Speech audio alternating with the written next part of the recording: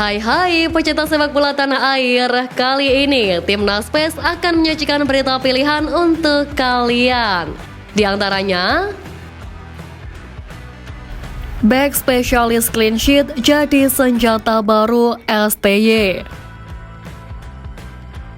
Asnawi bocorkan kehadiran pemain baru di Timnas. Sukai apapun soal Timnas, Kevin Dijk siap perkuat skuad Garuda. Kapan Martin Paes bisa bela skuad Garuda? Jadi, simak terus berita Timnas PES selengkapnya.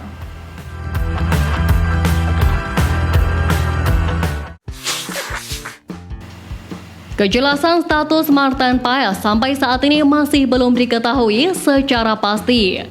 Belum lama ini PSSI menyebut kasus Paes akan dibawa ke Pengadilan Arbitris Olahraga atau CAS. Namun sampai saat ini jadwal sidang Martin Paes di CAS pun belum jelas. Pengadilan tersebut belum lama ini merilis jadwal sidang mereka dalam sebulan ke depan. Menariknya tidak ada kasus Martin Paes yang tercantum dalam jadwal sidang tersebut.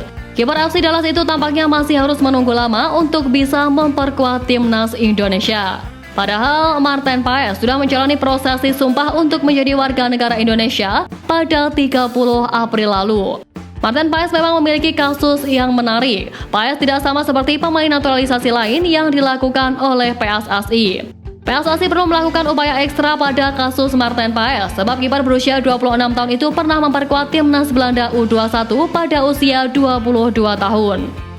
Belum jelasnya status Martin Paes membuat Hernando Aris Sutaryadi masih menjadi kiper utama Timnas Indonesia sampai saat ini.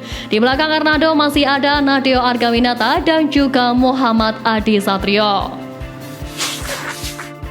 Pelatih Timnas Indonesia Sintayong terlihat mulai nyaman untuk memilih pemain di posisi bek tengah. Trio Justin Hubner, Rizky Ridho, dan Jay Ises mengisi peran pada dua laga melawan Vietnam serta pertandingan terakhir melawan Filipina. Langkah ini diprediksi akan jadi rujukan utama Sin dalam laga-laga ke depan. Selain itu, komunikasi yang terjalin dengan kiper Hernando Ari pun juga sudah berjalan baik. Dengan rata-rata umur 3 bek yang masih 22 tahun, tentunya skema ini akan awet untuk dipakai pada laga-laga selanjutnya. Satu kepingan terakhir bisa dilengkapi dengan hadirnya Elkan Bagot yang untuk sementara bukan opsi utama. Selain itu, kekuatan utama Jay Ises dengan posturnya yang tinggi yaitu 190 cm itu bisa menjadi jimat kemenangan buat tim Merah Putih. Saat bersama Venezia FC, dia pun sering maju untuk berduel udara di sektor pertahanan lawan. Kombinasi lemparan pertama arah dan tinggi badan Ises bisa jadi solusi saat taktik Sin mulai buntu dan skuad Garuda membutuhkan gol. Kurang dari 2 pekan, Timnas Indonesia U16 akan berlaga di Piala AFF U16 2024. Skuad Garuda Muda sudah menjalani pemusatan latihan di kota Solo sejak 1 Juni lalu. Latihan untuk sementara ada di bawah kendali asisten pelatih Tommy Haryanto. Selama berlatih di kota Bengawan, skuad Garuda Muda diagendakan melakoni 4 kali laga uji coba. Tommy Haryanto menuturkan agenda tersebut sangat penting demi mengukur hasil latihan dari Diego Sinathrya dan kawan-kawan.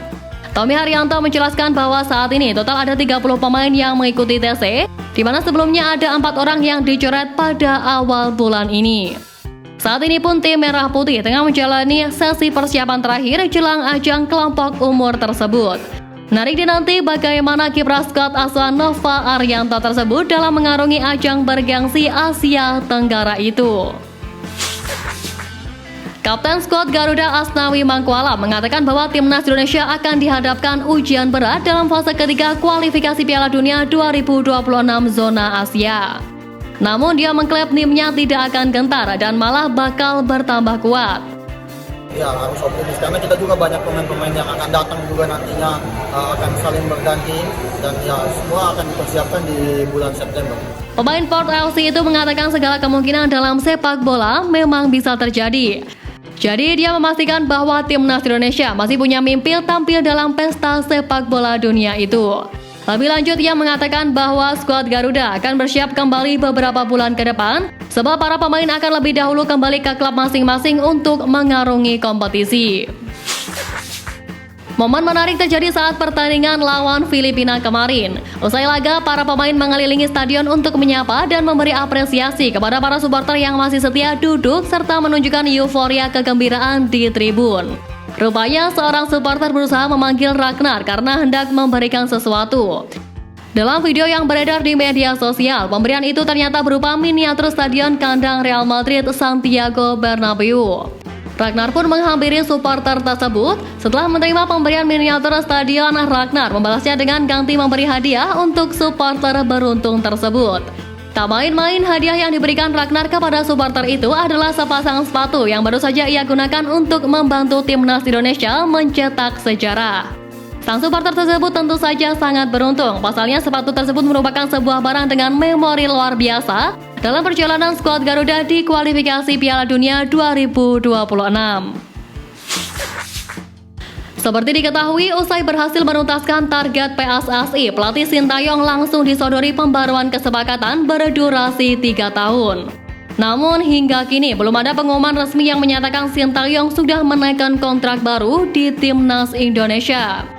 Sintayong yang mendapat pertanyaan soal kapan dirinya bakal menandatangani kesepakatan hanya bersama PSSI pun langsung buka suara selepas mengantar timnas Indonesia menjamu Filipina di Stadion Utama Gelora Bung Karno Selasa lalu. Juru taktik asal Korea Selatan itu sempat melempar senyum ketika mendengar pertanyaan terkait. Setelahnya, dia hanya memberi jawaban satu kalimat sembari meminta publik untuk tidak khawatir. Karena sekarang ada teknologi e-sign, jadi kapan saja bisa, tidak perlu dikhawatirkan. Ujar Sintayong kepada awak media di ASUGBK. Lolosnya timnas Indonesia ke putaran ketiga kualifikasi Piala Dunia 2026 mendapat sorotan tajam dari salah satu pakar sepak bola Vietnam. Secara khusus, Doan Myung Suong memberikan pujian setinggi langit tak hanya untuk timnas Indonesia, tetapi juga terhadap cara pengembangan tim nasional. Timnas Indonesia memang belum selevel tim-tim kuat Asia pada umumnya, namun kekuatan skuad asuhan Sintayong dirasa sudah paling mendekati. Ketimbang tim lain termasuk Vietnam, Doan Myung Suong menilai bahwa performa skuad Garuda saat menghadapi Irak di Stadion Utama Gelora Bung Karno sebagai buktinya. Kualitas skuad asuhan Sintayong nyaris menyamai tim Asia Barat ketika bertanding di babak pertama meski pada akhirnya kalah juga. Lebih lanjut, Doan Myung Suong berpendapat jika buah manis yang dipetik timnas Indonesia ini tak lepas dari rencana pengembangan tim nasional yang tepat. Menurutnya, Indonesia berhasil membangun kekuatan tim sesuai dengan tren sepak bola modern. Pemain keturunan Kevin Dijk terus memberikan sinyal untuk memperkuat timnas Indonesia. Pemain berdarah Belanda itu terlihat terus memantau perkembangan skuad Garuda di media sosial. Sang pemain bahkan terlihat menyukai apapun postingan soal timnas Indonesia di Instagram. Saat ini pun Kevin Dijk masuk dalam daftar pemain keturunan Grade A yang dikabarkan bakal segera bergabung ke tim Merah Putih. Bukan tidak mungkin pemain yang berposisi sebagai center back ini bakal memperkuat skuad Garuda di putaran ketiga kualifikasi Piala Dunia 2026 nanti.